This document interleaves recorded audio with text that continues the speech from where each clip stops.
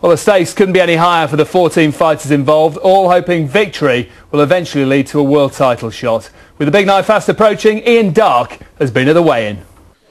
Maybe Birmingham doesn't agree with Olympic champion James DeGale. Having been booed by a small minority on his debut here, he now had a battle with the scales for his British title eliminator with Liverpool's Carl Dilks, a fight that's developed into a real grudge match. It's going to be tough, it's going to be game for a couple rounds, but as I said from the day dot, boxing is all about levels, and I'm going to show tomorrow that I'm levels above Carl Dilks. Even stripped naked, he didn't make the 12-stone limit at the first time of asking, and that amid denied accusations from his opponent that he'd been partying too hard. I was an ounce over, and obviously you have to make weight, so I just had to go in the back and just stick my hoodie on and do shadow box for 5 minutes, that's all.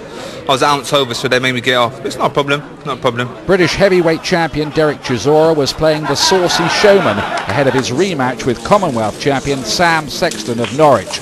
This a double title fight that could be a belter. Of course I'm excited, it's the heavyweight. The heavyweight's back, so who's not excited about that? You know, two big guys boxing each other, you know.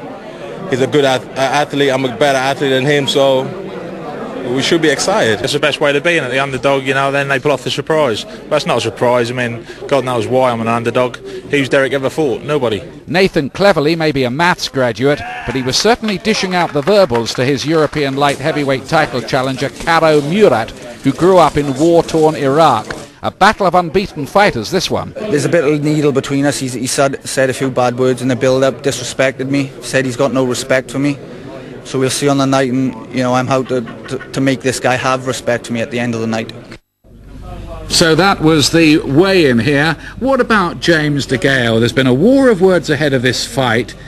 Is it significant that he failed to make the weight like that, or what do we expect? Well, he missed it by ounces. I don't think we can really read too much into it. I think it's more of a miscalculation than anything else. But there were stories that he was 6 pounds over earlier this week. I don't know if that's true, but that's the story going round. I was just about to say that more alarming are stories that he was 6 pounds overweight yesterday. Now, you don't want to shift 6 pounds in a day, so that'll give Carl Dilks all the more confidence. He's pretty confident already. That'll give him more. And having heard all this, DeGale will be going out there to put on a big performance, that's for certain.